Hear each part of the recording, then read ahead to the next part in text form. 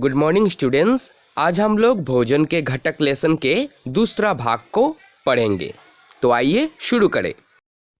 पिछले क्लास में हमने पढ़ा था कि हमारी भोजन के कुछ मुख्य पोषक होता है, जैसे कि कार्बोहाइड्रेट, प्रोटीन, वसा, विटामिन तथा खनिज लवण, और इनके अतिरिक्त भी हमारी भोजन में रुक्षांश तथा जल भी शामिल होता है।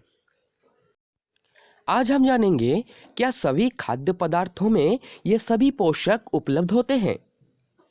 इसके लिए कुछ साधारण विधियों से हम पता लगा सकता है कि कच्ची सामग्री या पके हुए भोजन में कौन सा एक या अधिक पोषक उपस्थित होते हैं। कार्बोहाइड्रेट, प्रोटीन तथा वसा के परीक्षण अन्य पोषकों के परीक्षण की अपेक्षा सरल होता है। तो आइए हम लोग जानें कि किस तरह से हम लोग कार्बोहाइड्रेट, प्रोटीन और वसा किस खाद्य में है उसे पता लगा सकते हैं। इन परीक्षणों को करने के लिए आपको आयोडीन, कॉपर सल्फेट तथा कॉस्टिक सोडा सॉल्यूशंस की आवश्यकता होगी। आपको कुछ परख नलियों तथा एक ड्रॉपर की भी आवश्यकता होगी। मंड के लिए परीक्षण।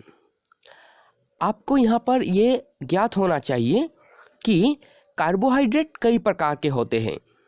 हमारी भोजन में पाए जाने वाली मुख्य कार्बोहाइड्रेट दो तरह के होते हैं। एक होता है मंड, दूसरा होता है शर्करा।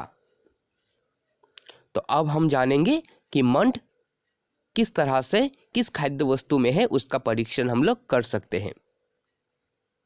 तो इसके परीक्षण के लिए खाद्य पदार्थ या कच्ची सामग्री की अल्प मात्रा लीजिए। कोई भी खाद्य पदार्थ या कच्ची सामग्री हो सकता है, उसमें तनु आयोडीन विलयन की 2 या 3 बूंद डाल दीजिए। आप देखेंगे कि खाद्य पदार्थ की रंग में परिवर्तन हो रहा है कि नहीं। अगर रंग परिवर्तन होकर नीला या काला हो जाता है तो इससे आप लोग को पता चल जाएगा कि उस खाद्य वस्तु में मंड की उपस्थिति है। प्रोटीन के लिए परीक्षण। इस परीक्षण के लिए आपको जो भी खाद्य वस्तु है उसको थोड़ा सा पेस्ट बनाना होगा या से उसे चूर्ण बनाना होगा। उसके बाद एक परख नली में थोड़ी सी मात्रा में आप लोग खाद्य पदार्थों को डाल दीजिए। अब उसमें 10 बूंद पानी मिला दीजिए।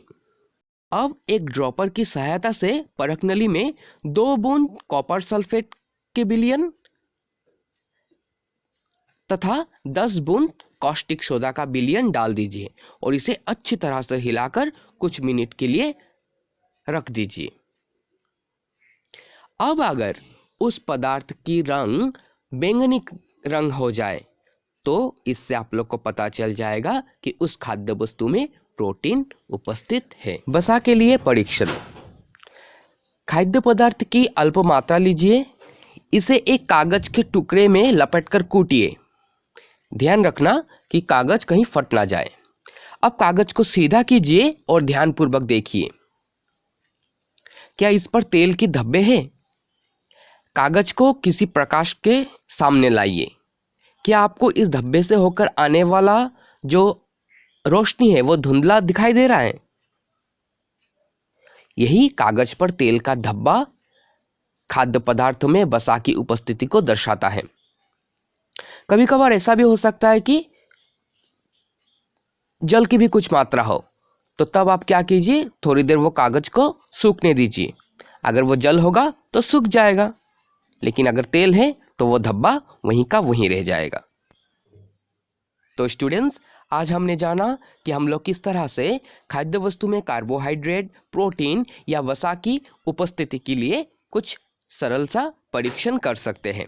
अगली क्लास में हम लोग जानेंगे कि विभिन्न पोषक हमारे शरीर के लिए क्या काम करते हैं।